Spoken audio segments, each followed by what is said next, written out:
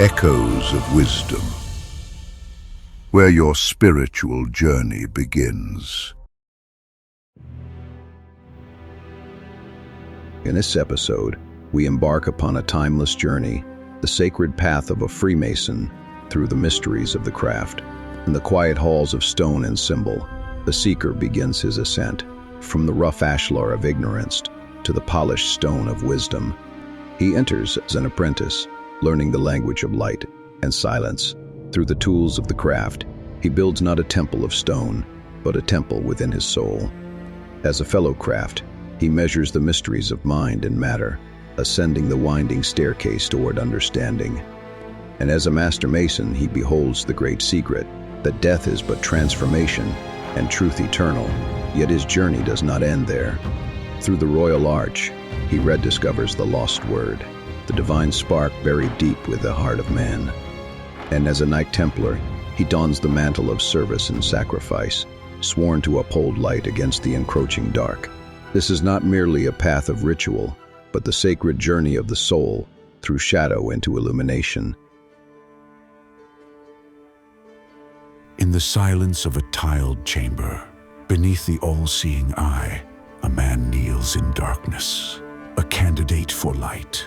He begins as an entered apprentice, his heart uncertain, his spirit open. The hoodwink covers his eyes, for the true sight is not yet born. He learns the working tools of the craft, the 24-inch gauge, the common gavel, the plumb, level, and square.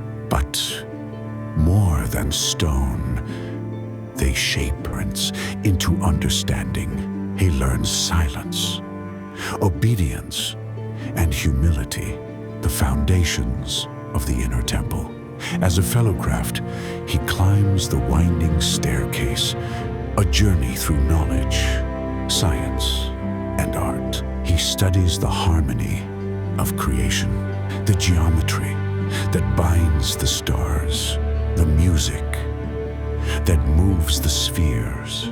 Each step carries him closer to wisdom. Through labor, he discovers balance. Through knowledge, proportion. Through harmony, the reflection of the divine architect. Then comes the Master Mason degree, the mystery of death, loss, and rebirth. He stands before the grave of Hiram, the master builder, and beholds the tragedy of the fallen temple. But death, he learns, is not the end, only a veil. The word is lost, yet the search for it becomes the purpose of every Mason's life. Through the raising, he rises, renewed, reborn in light. The temple has fallen, but now he knows the true temple is within. Yet the story does not end with the master's grip. The seeker yearns for that which was lost, and so he descends into the deeper mysteries, the capitular degrees, where stone gives way. He learns the sacredness of labor, that every stone bears the mark of its maker, and that the smallest work done in faith is greater than monuments built in pride. As a past master, he receives the light of governance, the burden of leadership, and the wisdom to rule both large and self. The most excellent master celebrates completion. The temple stands perfect, its glory reflected in the hearts of all who built it. Music fills the air, and harmony reigns supreme, but perfection is fleeting. The temple falls to ruin, and darkness returns. Through the holy royal arch, the Mason descends into the vault, into the depths of time and the soul. There, among the ruins, he finds the lost word, the ineffable name. the divine presence hidden within every human heart. It is revelation, the rediscovery of that eternal spark, which no darkness can extinguish. Still deeper lies another mystery, the cryptic degrees, the secret vaults beneath the temple. As a royal master, he contemplates immortality, standing between the shadow of death and the promise of eternal life. As a select master, he learns preservation, that wisdom must be guarded, that light must be protected until the world is ready to receive it. And as a super excellent master, he witnesses the fall of Jerusalem, the temple destroyed, the treasures hidden, the covenant tested. Through sorrow, he finds resilience. Through loss, understanding. For all that is temporal must pass. Only the spirit endures. But the Mason's path does not end in the vault. He rises once more, transformed from builder to warrior, from seeker to servant of the divine. In the order of the Red Cross, he learns courage and faith, that truths must be defended, even when the world denies it.